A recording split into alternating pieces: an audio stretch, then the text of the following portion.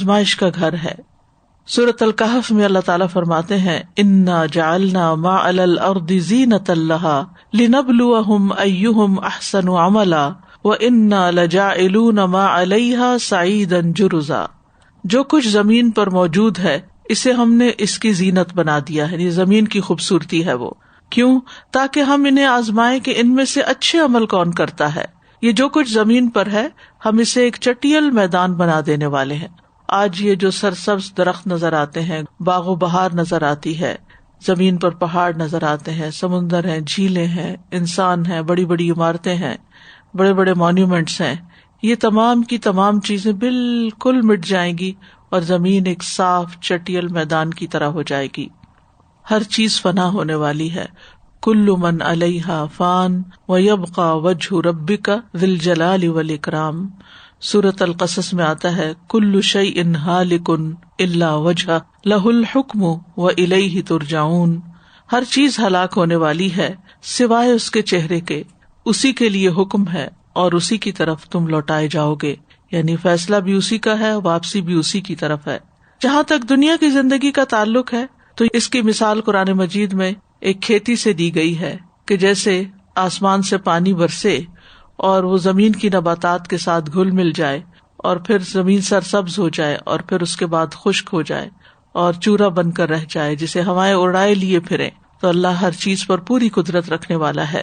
سورۃ یونس میں فرمایا دنیا کی زندگی کی مثال تو ایسے ہے جیسے ہم نے آسمان سے پانی برسایا جس سے زمین کی نباتات خوب گھنی ہو گئی، جس سے انسان بھی کھاتے ہیں اور چوپائے بھی، حتیٰ کہ زمین پر اپنی بہار آ گئی اور خوشنما معلوم ہونے لگی، اور کھیتی کے مالکوں کو یقین ہو گیا کہ وہ اس پیداوار سے فائدہ اٹھانے پہ قادر ہیں، تو یکا یک رات کو یا دن کو ہمارا حکم آ پہنچا تو ہم نے اس کو کٹی ہوئی کھیتی کی طرح بنا دیا، یعنی ایک ہوا چلتی ہے اور درختوں کا رنگ جو ہے وہ پیلا پڑ جاتا ہے اور پیلے سے پھر پتے گرنے لگتے ہیں اور پھر ہر چیز فنا ہو کر رہ جاتی ہے۔ تو کٹی ہوئی کھیتی کی طرح سب کچھ ہو گیا جیسے کل وہاں کچھ تھا ہی نہیں۔ یعنی اس طرح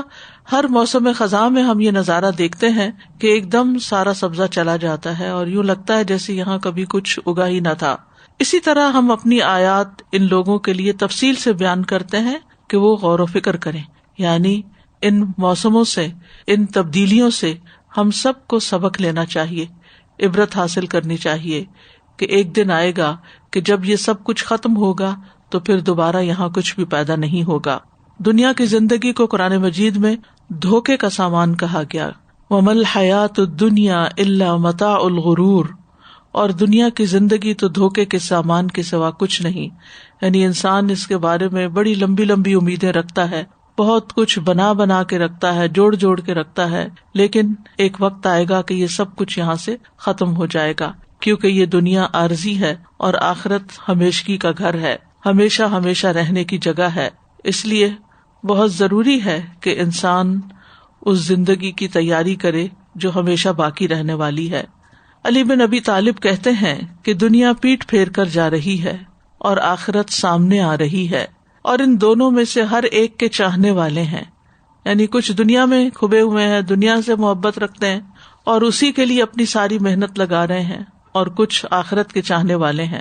بس تم آخرت کے چاہنے والے بنو، دنیا کے چاہنے والے نہ بنو، کیونکہ آج تو عمل کا موقع ہے اور حساب نہیں ہے، اور کل حساب ہوگا اور عمل کا موقع باقی نہیں رہے گا۔ فضیل بن ایاز کہتے ہیں اگر دنیا سونے کی ہوتی، گولڈ کی، جس کے لیے فنا ہو جانا ہوتا، اور آخرت مٹی کی ٹھیکریوں کی ہوتی جس کو باقی رہنا ہوتا، تو ہمیں چاہیے کہ اس فنا ہونے والے سونے کی بجائے باقی رہنے والی ٹھیکریوں کو اختیار کر لیں۔ لیکن اب تو معاملہ بالکل ہی برعکس ہے،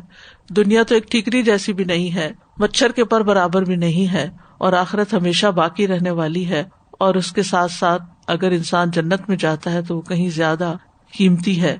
تو اس لیے عقل مند انسان وہی ہے جو باقی رہنے والی کو ترجیح دے اور اس میں بھی جو قیمتی ہے اس کو۔